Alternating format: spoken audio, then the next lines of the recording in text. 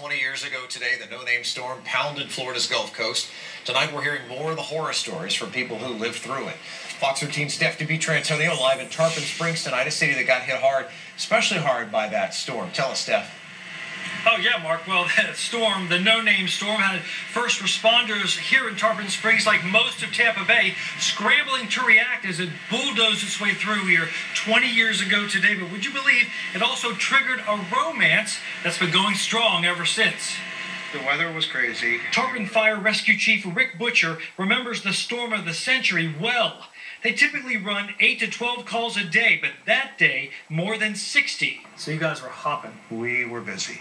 One thing Chief Butcher says he'll never forget was losing access to this bridge, U.S. Alternate 19, after a big boat named Big Mama slammed right into the underside, rendering it useless for several months. We had to go all the way around to U.S. 19, which it took longer to. And that frightened him, knowing it could cut down response times to the north end of town. As far as I can remember, there were no major incidents, but I know that we were worried about the distance, whether it just be for rescue. You know, a high percentage of our calls are medical rescue calls, and adding minutes to that is just as dangerous. I believe we lost 6 fishermen and residents from Tarpon.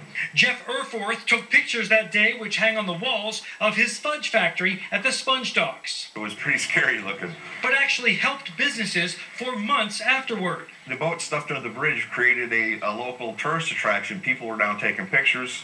They had to remove part of Big Mama that was kind of hanging over the bridge. And it was like a hurricane came through and we didn't know there was a hurricane coming. The storm also spawned a love connection for Tim and Lisa Stevens, who'd only been dating about a month. On my way out, we paused and enjoyed our very first kiss as I then went out into the storm. Stevens worked for Tarpon Fire Rescue at the time.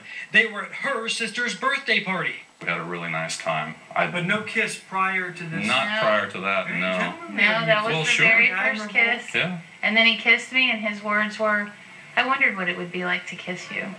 It was very Hollywood. I was quite smooth. Very bold. So we renamed this storm the Tim and Lisa storm? Well, sure. That's what we've always called it. Yeah. So they were married 2 years after the storm, and now 20 years later, the Stevens say they are more in love than ever. Also 20 years later, Tarpon Fire Rescue has proposed station number 71. It has been on paper ever since the no-name storm, and to cover that north end should those bridges ever get wiped out again. But for one reason or another, Mark, it has not materialized yet, but they say it will someday. I tell you what, and I'm glad the couple can remember it for all the right reasons. Not many of us can say that, so good for them. No doubt. They're All right. really sweet. Steph, thanks very much.